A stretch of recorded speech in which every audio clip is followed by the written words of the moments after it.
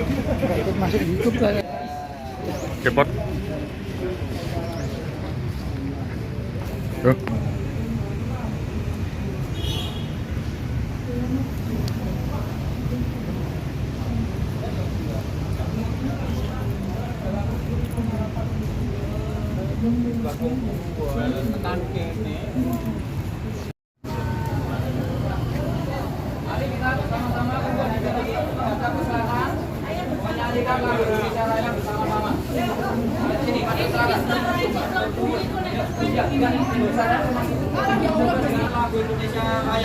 Satu, dua, tiga.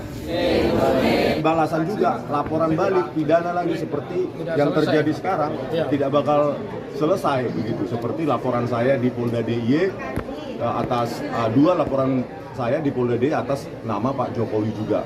Kalau ini mau diselesaikan, inilah Pengadilan Negeri Surakarta, inilah tempat saling berargumentasi secara ilmiah, berdebat dengan keahlian masing-masing, dengan dokumen, dengan bukti-bukti. Karena satu yang paling penting, Pak, yang paling penting itu ada 4 dokumen minimum.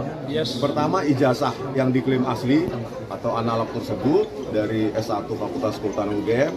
Yang kedua, transkrip nilai, ya. Yang ketiga, skripsi, terutama lembar pengesahan pembimbing skripsi yang pada zaman itu ya teknologinya belum ada tahun 1985. Baru yang keempat, KKN, baik sertifikat maupun laporan KKN. Begitu, Pak. Ini terkait pra-peradilan yang Polda pengen tim daripada Rosdo dan Rismon CS terkait pra-peradilan seperti apa tanggapannya? Pra-peradilan itu menurut kajian dari ahli tim hukum kami untuk sementara belum Menjadi pilihan. Belum menjadi pilihan. Tetapi opsi kami adalah untuk diadakannya cross examination dengan uji laboratorium forensik independen. Bukan karena kami tidak percaya pada lab forensik Polri, memang saya tidak percaya. Kenapa saya tidak percaya? Karena saya sudah memberikan buku kepada Profesor Jimli Asidiki. Ya, itu satu buah buku, Pak. Manipulasi barang bukti digital oleh Laboratorium Forensik Komputer Forensik Bares Krim Polri kasus Jessica Wongso. Saya berikan kepada Profesor Jimli. Ayo Prof, tangkap, pidanakan itu Tito Karnavian, Krisnamurti, Muhammad Nur Al-Azhar, dan Christopher Harimanrianto yang menggunakan software gratisan, eLightshop dan Freemake untuk mengaburkan video CCTV yang ada di Cafe Olivier pada kasus Jessica Wongso ya 2016. Bayangkan ya, kalau begitu kualitas laboratorium forensik di Polri, maka ya mereka sudah kehilangan sebenarnya public trust dan legitimasinya.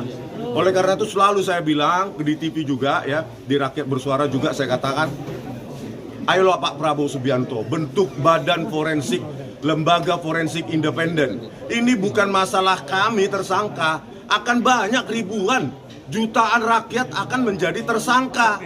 Karena laboratorium forensik Polri pernah merekayasa kasus Sambo. Katanya kena petir, ternyata dirusak. Kasus Kanjuruhan, hilang sekitar 3 jam durasi video CCTV dari parkir dan gate 13. Kasus apa lagi? KM50, data CCTV, data HP di rest area KM50 justru dibuang. Diperintahkan hapus oleh siapa? Polisi Bina Cirebon. Ya, hasil forensik justru nggak dipakai untuk rekonstruksi. Banyak lagi mungkin yang tidak kita ketahui di daerah-daerah lain. Ya, kalau dia nggak percaya, ya memang nggak percaya. Karena siapa? Karena kalian nggak percaya. Itu jejak tadi itu. Ya, jangan karena kasus ini membela Pak Jokowi seolah-olah laboratorium forensik Polri langsung merasa paling bersih. Kalau memang bagus, tanpa manipulasi, ayo uji independen. Kita punya banyak laboratorium. Sambil rumah sakit besar punya. Nah, di rumah sakit, di universitas, di BRIN, di Mabes TNI, Singapura, siap nggak? Kalau nggak siap, ini negara apa sih?